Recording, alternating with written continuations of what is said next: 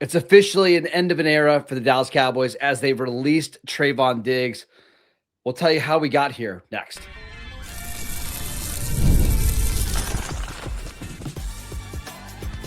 You are Locked On Cowboys, your daily Dallas Cowboys podcast. Part of the Locked On Podcast Network, your team every day. Welcome back to the Locked On Cowboys podcast, part of the Locked On Podcast Network, your team every day. We'd like to thank you for making us the #1 sports podcast network. And today's episode is brought to you by Game Time. Download the Game Time app, create an account, and use promo code LOCKEDONNFL for $20 off your first purchase. Welcome back. I am your host, Marcus Mosher. He is Landon McCool, and we've got a packed show for you today. We're going to talk about a rooting guide for Week 18, but we've got to start with the biggest story out of Dallas. The Cowboys have released former All-Pro cornerback Trevon Diggs.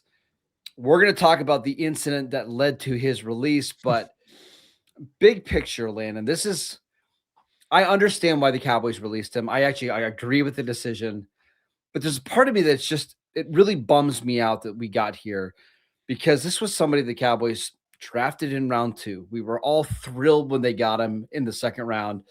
He turned into an all-pro caliber player. That 2021 season was unbelievable. 2022 was just as good. He didn't have quite as many interceptions. He gets hurt in 2023, and from there, everything goes downhill. He's a 27-year-old cornerback who's now no longer on the team, and it's a bummer. Yeah, real quick, let's just do the full timeline. So drafted, like you said, 2020, right? Had 6 consecutive games in 2021 in which he had an interception. 7 total interceptions during that run, was outstanding.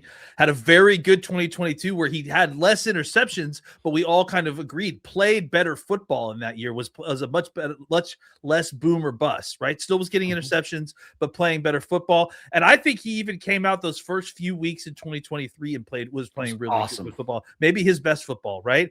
Tears his ACL on end of September 2023. He comes back in early September 2024, and it's just not quite the same, right? Like he's and obviously that's not uncommon, right? But deals with a series of kind of chained lower body injuries. I think he had a groin injury at a certain point, and then we find in December after what was a kind of disappointing season just overall.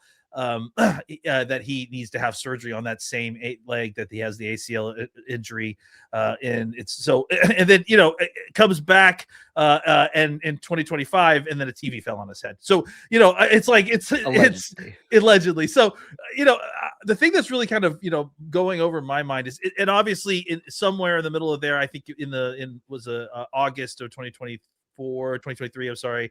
They signed the long-term deal with him. 2023. They give him I think it was $100 million, but it was like a $40 million guaranteed contract or something like that. So obviously, there's a lot of different angles to this. One, it's for the Cowboys side of things. It's another example. And again, this is not me arguing against this strategy. I'm just pointing this out.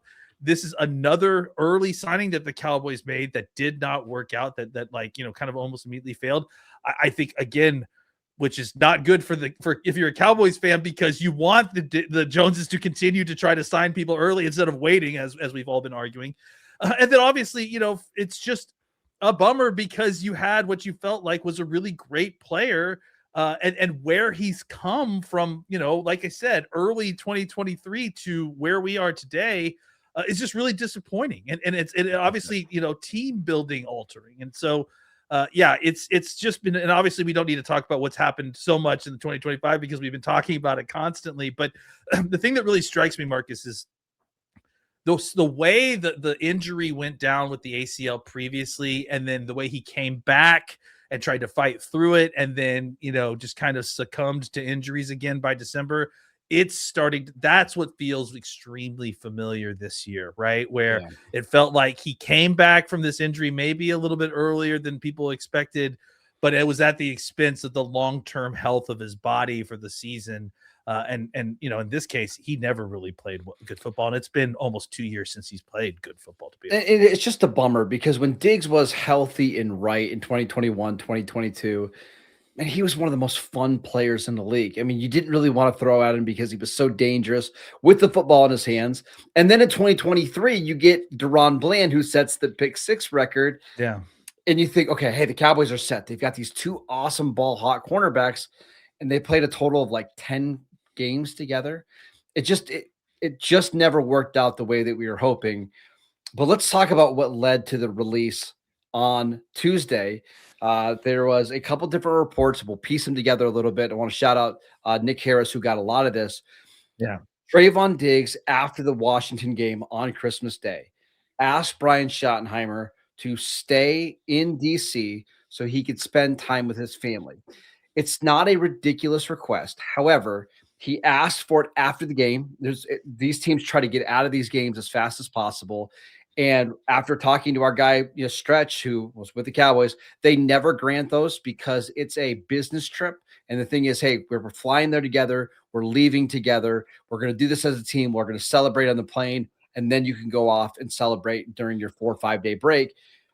Diggs, after being told no, stayed anyways. He did not fly back with the team. And that was kind of the last straw. The Cowboys were like, okay, if you're just going to blatantly disobey orders from the head coach, we don't need you on this team. He wasn't going to be here in 2020, but this is a way to kind of, I don't want to say this is a culture building moment, but it kind of is. Like, you cannot deliberately disobey your head coach.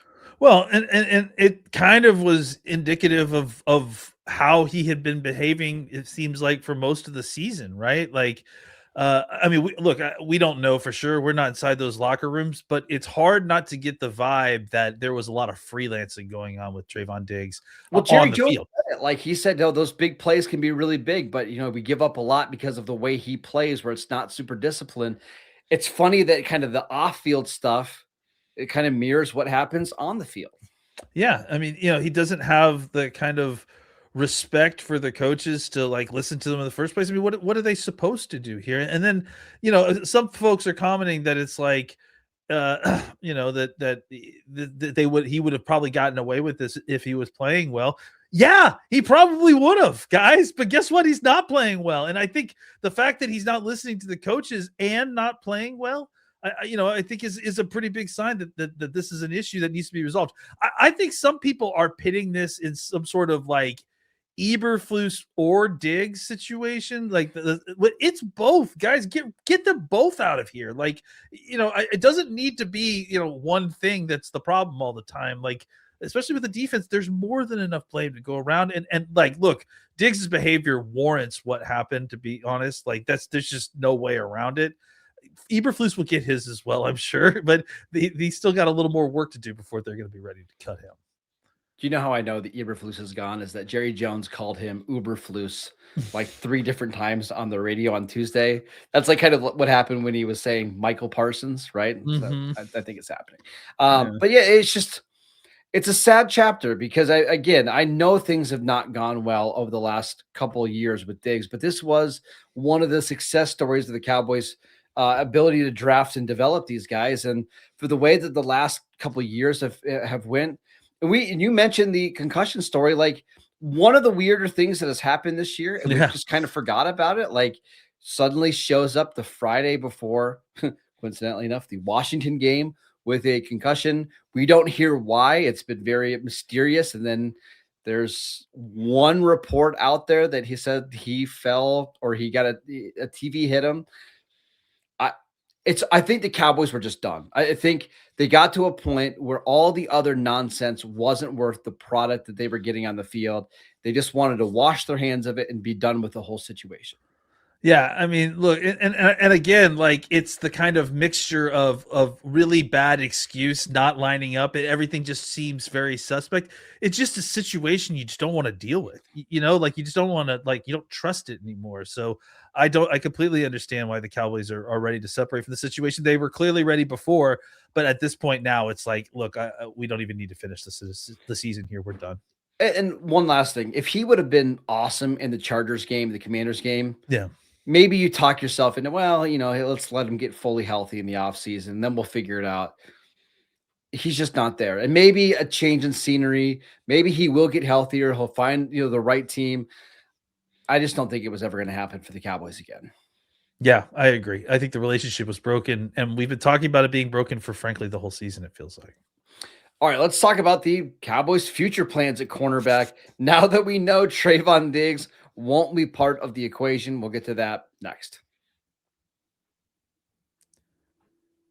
This episode is brought to you by Game Time. We've got 1 week of the NFL season left, but then we've got the playoffs, and there's nothing like being at the game. That playoff atmosphere is so much fun. The crowd noise, the energy, and cheering alongside other fans. And watching at home is great, but being in the stadium hits different. The frustrating part, though, is trying to get tickets, waiting in queues, dealing with logins, and watching prices change right at the checkout. But that's why the Game Time app gives the advantage back to the fans. It's the hack of unlocking amazing NFL tickets and experiences in just a few taps. I pulled up the Game Time app because I would like to maybe go to a couple of these playoff games, especially if we get one in Buffalo. It's a little far-fetched, but we'll see. And I saw some incredible deals on some of the games here for Wild Card Weekend. Plus, the app is incredibly easy to use. The browsing, the comparing, and buying tickets took just seconds. It's so easy. So take the guesswork out of buying NFL tickets with Game Time. Download the Game Time app, create an account, and use promo code LOCKEDONNFL. That is Locked On NFL for $20 off your first purchase. Terms apply. Again, create an account, redeem promo code Locked On NFL for $20 off. Download the Game Time app today and get back to being there live. Welcome back to the Locked On Cowboys podcast. We'd like to thank you for making us your first listen every single day. And thank you for making Locked On the #1 sports podcast network. And if you haven't done so already, check out the new Everydayer Club. You're going to get ad-free episodes to the Locked On Cowboys podcast, a members-only Discord server, and so much more for just $5 a month. So go to lockedoncowboys.supercast.com or check out the link in the show notes. All right, Landon, let's talk about the Cowboys' future at cornerback, because this is suddenly a massive position of need. You've got Deron Bland under contract. However, he's dealing with a foot injury he's had surgery on. You've got Kalen Carson, who's been a healthy scratch at times this year. You got Savon Ravel, who has been really up and down, mostly down as a rookie. You've got Reddy Stewart, who has been mostly a slot player. And that's it. That's your cornerback room going into 2026 as of right now. Yeah, and I think the other thing that we need to comment about here is that you don't really know who your defensive coordinator is going to be in 2026, and I think that's going to matter. I think that McClay has a very specific type of corner that he likes. I mean, frankly, it's the one position where it feels like he does have an incredibly strong preference for body style. I mean, obviously there are other thresholds to be met, but it feels like if there is one position that McClay has a very distinct kind of predilection for, it's those longer cornerbacks. So the question becomes, like, is this going to be, are we going to transition to more of a man defense? We're going to get back into kind of playing more man. That probably might fit a little bit better than the group that you have right now still, even considering Savon Ravel and where he's developing. I think he was better, a kind of more of a man coverage, which is a really unique thing considering he just came out of college. But what kind of style of defense you're playing is going to make a difference. But then you have to kind of examine how exactly you want to attack this position, because I think if you're looking to play, like if you bring in a Brian Flores or someone like that who plays a little bit more kind of advanced coverage, who's going to play a bunch of different stuff, you're going to want a more veteran, experienced, like heady corner to kind of come in here. So you may want to go the route of looking in the veteran market. If you're getting somebody who just wants somebody to come in here, man up and play man coverage with these guys, maybe you can go into the draft and get like a Gerard McCoy or a Delaney from another from corner. LSU. Can we really have another cornerback coming off an injury? I mean, do we have a choice? Like, I mean, I think that's the point. Like, yes, the beggars can be choosers. That's fine. But I mean, like, ultimately, the Cowboys are going into an offseason with a need at cornerback, and there isn't necessarily a great cornerback class coming into the 2026 draft from the top. There's not necessarily a huge free agent class that I'm aware of. Maybe you've got numbers in there, but I think it really depends on what you're looking at. I'm laughing because I went and I did some research on like the corners that are expected to get the most money in free agency, and the top two names are Nahshon Wright and Chidobe Awuzie. I thought that was really funny. Well, that's and like that's been the other part of the problem for the Cowboys too, is that they've drafted extremely well at the position and they've developed some of these guys, but the problem is that they're late bloomers. Like they end up, going to two more teams and them being great, a la Charvarius Ward and Nahshon Wright and Chidobe Awuzie, and so but I think the Cowboys are in an interesting spot because of the change of defensive coordinator, because of the kind of lack of a top end talent that you're going to be able to probably go out and get in this offseason at corner. It's going to be interesting to see how they solve this problem. And is it a situation where you're probably going to get maybe another two cornerback twos and then try to just, play heady football and attack the situation more with pass rush? I'm not opposed to the Cowboys drafting a corner in round one. There are some really talented players, and I'm mostly joking about McCoy, the cornerback from Tennessee. He is an awesome player. It does worry you a little bit, a corner that hasn't played football all year, who's coming back from an ACL. But I do think the free agent route is probably the way to go. And honestly, I think they could just sign two guys, and maybe they're two lower level guys that aren't big names, are not guys that would move the needle or anything like that. But you need guys that can come in here and just play, because we're talking about like Reddy Stewart, Savon Ravel, and Kalen Carson could potentially be your cornerbacks for like all off season, like all the workouts. You need guys that can come in right now and give you quality play. And I know Rock Ya-Sin and Amik Robertson don't move the needle, but those are guys that have played a lot of snaps in the NFL. That's probably what you're going to have to do, is patch this thing together, and maybe hopefully you hit on somebody late. Well, let's remember what we're talking about here too, because the defensive back and cornerback in general, it's a weakling system, right? It's not about necessarily. I mean, there is a benefit to having a top end cornerback one, absolutely.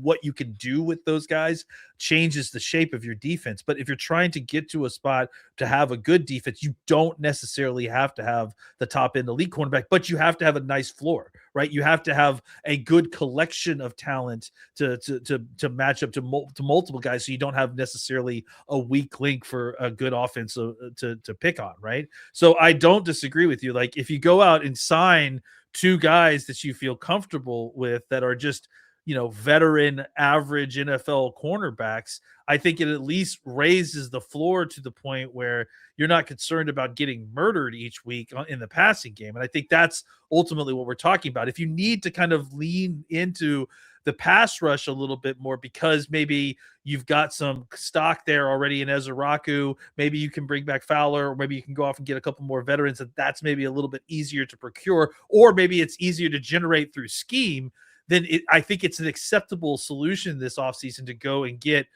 just kind of a floor-raising collection of cornerbacks, as opposed to, I don't know what, trading away assets to try to go get somebody else's number one. I don't think you want to do that. I think you try to sign guys that maybe would fit your style. Like, I'm looking at somebody like Greg Newsome, who the Browns traded to Jacksonville. He's been okay in Jacksonville. Maybe he gets like a 2-year, $12 million deal. Just do that and try to get some guys in here that can give you league average cornerback play, because you're going to have a lot of needs in this defense, and a corner is historically one of the positions that takes the longest to develop. Well, if we're talking about the Cowboys being in a window, I don't know if it's a championship window, but a window in 2026 and 2027, I don't know if two rookie corners is the way to go. Now, Philadelphia pulled that off with Cooper DeJean and Quinyon Mitchell, but those are two awesome players that fell to them at their respective spots. We'll see. I think there's an interesting conversation to have, maybe not today, about the effect of NIL and the transfer portal and how it potentially shrinks the curve a little bit for some of these players coming into the NFL, because they're a little bit more used to going to multiple systems. The way that the colleges are being run now is more NFL-like. Maybe that's a conversation for a future day, but it's a good point overall. I think it's tough to kind of rely on rookie cornerbacks year one if you're trying to make a championship run. So we'll see what the Cowboys do at the cornerback room. It's not like this was unexpected. We've been talking for a couple months now. That looks like they were actually. We even said this when the Cowboys, signed when they signed Deron Bland, as you knew that this was coming, and you knew about a year ago that they were going to have to make a decision on Deron Bland or Trevon Diggs. They've made their decision on Bland. It's been evident for a while, and now we'll see how the Cowboys build around him next. All right, let's talk about a Week 18 rooting guide. We're rooting for other teams to lose this weekend to hopefully help the Cowboys draft positioning. We'll get to that next.